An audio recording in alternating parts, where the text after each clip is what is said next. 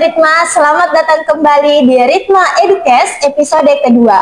Nah, di episode kali ini saya Siti Hardianti Ashari sebagai host akan membahas topik yang sangat menarik bersama narasumber yang gak kalah menarik juga. Nah, di episode kali ini kita akan membahas topik yang sangat menarik dan sangat relevan di era digital saat ini, yaitu AI dan IoT, inovasi riset untuk masyarakat. Nah, kali ini kita akan kedatangan narasumber hebat yang sangat luar biasa, yaitu seorang mahasiswa dari jurusan Teknik Informatika. Ada Kak Zulfadli Ahmad atau kerap disapa Kak Zuma. Halo Kak. Halo. Selamat datang di podcast kami. Apa kabar Kak akhir-akhir ini? Bagaimana kesibukannya? Alhamdulillah sudah agak membaik ya. Sempat kemarin flu. Nih suaranya saya masih ada sedikit berat. Oh. Untuk kesibukannya Kak akhir-akhir ini apa? Biasa, mahasiswa akhir, sibuk skripsian. Nah, Sobat Ritma, buat kalian yang belum kenal, Kak Zuma ini adalah mahasiswa berprestasi dari jurusan Teknik Informatika. Kak Zuma dikenal dengan prestasinya dan pengalamannya di dunia teknologi yang sangat luar biasa. Nah, salah satu nih prestasi Kak Zuma yang sangat luar biasa yaitu juara 1 Science Hackathon tahun 2024 ya Kak, yang diadakan oleh Sukovindo. Festival Sukovindo, di mana Kak Zuma ini merancang sebuah sistem monitoring kendaraan listrik dan pencarian SPKLU terdekat menggunakan IoT dan machine learning, ya Kak? Betul. Wah, sangat keren ya Kak prestasinya. Kak Zuma melihat latar belakang Kakak nih di dunia teknologi, terutama di bidang IoT, dan keterlibatan Kakak dalam berbagai proyek teknologi, termasuk yang berprestasi seperti yang saya sebutkan tadi. Apa sih Kak yang pertama kali membuat Kakak tertarik untuk mendalami bidang ini? Ya, sebelumnya terima kasih buat Ritma sudah mengundang saya ke sini. Terkait motivasi saya sendiri untuk belajar AI dan IoT ini dimulai semenjak saya masuk di semester 3. Untuk semester 3 itu ada mata kuliah yang namanya sistem tertanam. Simpelnya di mata kuliah itu kita belajar tentang bagaimana membangun sistem yang bisa kita tanam ke sesuatu, makanya disebut sistem tertanam. Nah, mata kuliah ini juga lah yang menjadi dasar dari IoT, yang mana kita bisa menghubungkan segala sesuatu ke internet. Nah, tujuannya untuk apa? Kita bisa mengendalikan dari jauh, baik itu monitoring ataupun mengontrol hal tersebut. Nah, kalau AI sendiri, saya belajar di semester 4, di situ pengenalan pertama saya tentang AI. Dan ya, gabungan kedua ilmu ini membuat banyak sekali inovasi-inovasi yang mulai bermunculan di kepala saya. Nah, mulai dari saat itu saya mulai mendalami AI dan IoT. Wow, begitu. Sangat menarik ya. Berarti ini Kak, antara AI dan IoT ini merupakan dua bidang yang saling terhubung ya Kak? Ya, atau bisa sekali menciptakan inovasi yang sangat luar biasa dari kedua bidang ini. Nah, ini Kak, sebagai seorang yang mendalami bidang teknologi, bagaimana sih Kakak melihat potensi AI dan IoT ini dalam membawa inovasi dan solusi nyata untuk masyarakat? Dan menurut Kakak, sektor apa saja yang paling besar potensinya untuk dikolaborasikan dalam pengembangan AI dan IoT ini? Potensi tentang AI dan IoT ini tentu sangat banyak ya. Kita tahu sendiri sekarang siapa sih yang tidak menggunakan AI, terutama generatif AI seperti ChatGPT dan Gemini itu. Saya rasa semua orang sudah familiar tentang itu. Nah, tentang IoT sendiri, itu banyak sekali diimplementasikan di berbagai sektor. Saya ambil contoh di sektor pertanian. Nah, IoT biasa digunakan untuk melakukan monitoring seperti monitoring kelembapan tanah, supaya petani bisa tahu bagaimana kualitas tanah yang dia pakai untuk bertani, monitoring suhu, atau bahkan monitoring menggunakan kamera, menggunakan computer vision. Nah, disitulah AI-nya masuk. Jadi, IoT itu bisa diberatkan komponen fisiknya. Dia yang mengumpulkan data, nah kemudian AI nanti akan menggunakan data tersebut untuk diolah. Jadi, AI-nya di sini sebagai otaknya lah ceritanya. Berarti Kak, dalam pengembangan inovasi terkait AI dan IoT ini sangat relevan dengan kehidupan masyarakat dan sangat berpotensi besar dalam kemajuan teknologi Kak, terutama dikolaborasikan dengan bahkan bidang-bidang yang mungkin menurut orang itu kayak pertanian. Jadi pengembangan terkait AI akan menjadi inovasi yang sangat apa ya Kak, untuk digitalisasi ke depannya begitu sangat menjanjikan. Betul sekali. Nah ini Kak, dalam pengembangan inovasi teknologi termasuk yang mengantarkan kakak meraih juara, tentu ada banyak begitu tantangan yang dihadapi. Nah menurut kakak apa saja sih tantangan terbesar yang sering ditemui dalam pengembangan riset di bidang teknologi ini Kak? Oke, kalau kita bicara soal riset tentu kita harus berangkat dari masalah ya. Betul sekali Kak. Apa yang akan kita selesaikan itu yang lebih utama.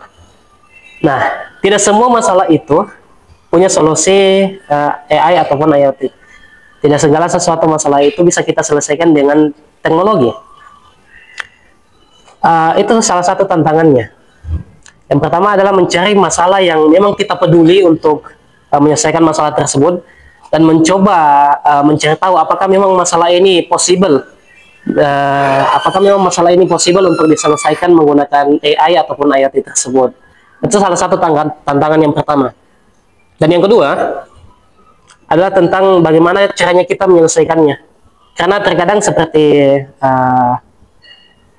kita mungkin basicnya bukan dari teknologi, baik itu dari TI ataupun SI. Nah, pasti sering mendapatkan masalah-masalah yang ingin sekali diselesaikan, tetapi punya batasan dengan itu. Nah, disinilah pentingnya untuk kita melakukan kolaborasi dengan orang-orang yang memang paham akan teknologi, dan dia juga harus punya visi yang sama dengan kita, harus punya semangat untuk menyelesaikan masalah yang memang kita ingin selesaikan begitu. Itu sih salah satu tantangannya. Berarti Kak, ini sangat dibutuhkan adanya kolaborasi lintas disiplin ilmu ya Kak, untuk betul. Menjadi solusi untuk tantangan di segi pengembangan riset di bidang teknologi. Nah, untuk kakak sendiri bagaimana cara mengatasi kendala tersebut berdasarkan pengalaman kakak nih Kak di pengembangan proyek-proyeknya Kak? Ya, kalau saya sih biasanya mencari orang yang memang punya kompetensi ya, orang-orang yang memang punya kompetensi di bidangnya. Terutama saya kan orangnya lebih ke arah teknis ya. Jadi kalau misalkan saya mendapatkan masalah yang memang saya tidak ahli di bidang itu, tentu saya akan mencari orang-orang yang memang ahli di situ. Dan saya juga harus meyakinkan dia tentang visi saya, tentang kalau saya peduli lah tentang masalah ini, dan dia juga harus punya visi yang sama agar kita bisa berkolaborasi bersama dan punya tujuan yang sama begitu. Oh, berarti lagi-lagi ya Kak, terkait kolaborasi serta penyamaan visi misi agar tujuannya bisa tercapai. Nah ini Kak, pertanyaan yang sering muncul di benak banyak orang, terutama saya sendiri Kak, dengan pesatnya perkembangan teknologi Kak saat ini, menurut Kakak di masa depan aplikasi AI dan IoT ini akan seperti apa sih Kak ke depannya, dan seberapa jauh teknologi ini akan mengubah kehidupan kita sehari-hari Kak? Bicara soal visi di masa depan atau prediksi kita beberapa tahun ke depan, itu sebenarnya saya juga tidak bisa bilang seperti apa ya. Bahkan expert dan juga researcher di bidang teknologi ini juga tidak bisa memprediksikan akan seperti apa 1 sampai 2-3 tahun ke depan. Karena begini, perkembangan AI, terutama generatif AI sekarang itu semakin pesat-pesatnya. Nah, otomatis banyak sekali lapangan kerja yang hilang, tetapi tentu akan banyak lapangan kerja yang akan dibuka lagi. Nah, yang jadi masalah adalah tergantung kepada kita. Kita tahu kalau teknologi itu sebenarnya hanyalah tools atau alat. Tergantung kembali kepada kita bagaimana caranya kita menggunakan alat ini. Begitu sih. Berarti nih Kak, bisa dilihat Kak, terkait adanya teknologi ini akan mengubah kehidupan kita sehari-hari ke depannya. Berarti kita harus selalu peduli terhadap perkembangan teknologi dan aware terhadap digitalisasi agar kita tetap bisa bertahan dan tetap eksis di dunia ke depannya ya Kak. Iya. Kita butuh belajar mengikuti perkembangan teknologi ini agar kita tidak ketinggalan begitu. Ya. Nah ini Kak, di balik kemajuan mungkin yang tadi merupakan salah satu seperti dampak negatif yang akan timbul, yaitu hilangnya beberapa pekerjaan, namun bisa menjadi peluang juga Kak. Nah bagaimana sih Kak kita sebagai masyarakat atau para pengembang di bidang ini meminimalisir resiko tersebut Kak? Ya tentu seperti yang saya bilang tadi kan, kita harus tetap belajar, mencoba mengikuti perkembangan ini meskipun kita pasti bakal kewalahan ya, karena perkembangan teknologi ini luar biasa pesatnya Pak. Bisa jadi sekarang kita anggap teknologi ini sudah sangat bagus, tiba-tiba besok ada teknologi baru lagi. Jadi untuk keep up teknologi ini, pengetahuan tentang teknologi ini sangat perlu. Nah itu ya Kak, bagaimana tadi tipsnya agar tetap bisa bertahan. Nah ini Kak, mungkin bagi Sobat Ritma yang mungkin tertarik untuk mendalami bidang ini, bagaimana Kak cara seorang mahasiswa atau peneliti pemula bisa memulai proyek riset di bidang AI dan IoT ini? Apakah ada langkah awal yang bisa Kakak rekomendasikan ataupun sumber daya dasar yang bisa menjadi panduan bagi mereka Kak yang tertarik? Oke, baik. Buat peneliti ya, terutama sobat-sobat Ritma semua, saya punya dua usulan. Yang pertama tentu kolaborasi. Kalian bisa mencari orang-orang yang memang teknis, paham akan teknik di dunia AI dan IoT ini. Kalian bisa kolaborasi di situ, atau kalian bisa belajar otodidak. Jika memang tujuannya adalah implementasi ilmu terapan yang memang tidak fokus pada pengembangan teknologi baru, kalian bisa menggunakan tools-tools yang memang disediakan untuk non-coder, non-teknis. Kita tahu sekarang ada AI yang bisa kita gunakan untuk membangun web ataupun aplikasi, atau juga kalau kalian mau belajar tentang AI lebih dalam, membangun agent misalnya, kalian bisa menggunakan no-code tools, seperti contohnya NN. Jadi dengan menggunakan tools itu juga kalian bisa membangun AI kalian sendiri. Tapi kalau saran saya sih lebih bagus kalian kolaborasi. Berarti Kak, untuk di era sekarang ini sudah tidak membatasi ya Kak, kita tidak hanya untuk anak IT saja, tapi pembelajaran AI dan IoT ini sudah sangat terbuka bagi sektor lain. Selagi kita punya kemauan dan mau untuk mencari, apalagi di internet sangat terbuka untuk pembelajarannya. Nah ini Kak, terkait kolaborasi ya Kak, tadi dikatakan, apakah dalam pengembangan riset bidang AI dan IoT ini perlu adanya kolaborasi lintas disiplin ilmu, dan mengapa sih Kak kolaborasi ini sangat penting, dan bagaimana contohnya agar bisa berjalan efektif Kak? Ya, kolaborasinya itu tentu sangat saya sarankan ya. Soalnya anggaplah berangkat dari pengalaman saya sendiri, di beberapa lomba itu yang sering saya ikuti biasanya mengangkat tema-tema yang non-teknikal seperti industri, kesehatan, ataupun pertanian, dan itu saya tidak punya bakat di situ. Otomatis saya perlu orang-orang yang memang butuh soal itu, orang-orang yang memang mengerti di bidang tersebut. Namun sayangnya saya kurang bisa mendapatkan koneksi ke orang tersebut. Jadi terkadang saya hanya mengimajinasikan tentang masalah yang coba saya angkat, meskipun saya tidak tahu apakah masalah itu memang benar-benar ada atau tidak. Makanya kolaborasi itu sangat penting, karena orang yang memang fokus di bidang tersebut bisa memvalidasi tentang ide kita, bisa memvalidasi tentang masalah yang memang kita ingin selesaikan. Itulah pentingnya kolaborasi. Sangat menarik ya Kak tentang bagaimana pentingnya kolaborasi, karena kami di Ritma ini Kak dalam pengembangan, misal mengikuti lomba, kami memang dibuatkan ruang untuk berkolaborasi antar jurusan, Kak. Jadi berarti ini merupakan langkah awal yang sangat bagus untuk kami ya, Kak. Sangat bagus sekali, Bang.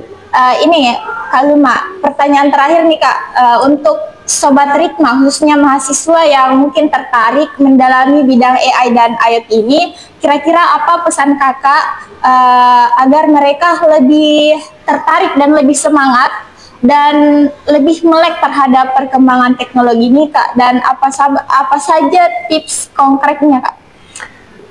Oke, buat kalian yang mau mencoba mendalami tentang AI ataupun belajar tentang AI dan IoT, come on, informasi sekarang itu sudah tidak terbatas. Google, dulu kita punya Google, sekarang kita punya ChatGPT Gemini, yang kita tinggal tanya, langsung keluar jawabannya. Untuk mendapatkan akses tentang pengetahuan itu sekarang sudah mudah sekali, tergantung dengan kalian, apakah kalian memang mau belajar atau tidak. Nah, bagusnya, seperti yang saya selalu ucapkan tadi, kolaborasi bagusnya.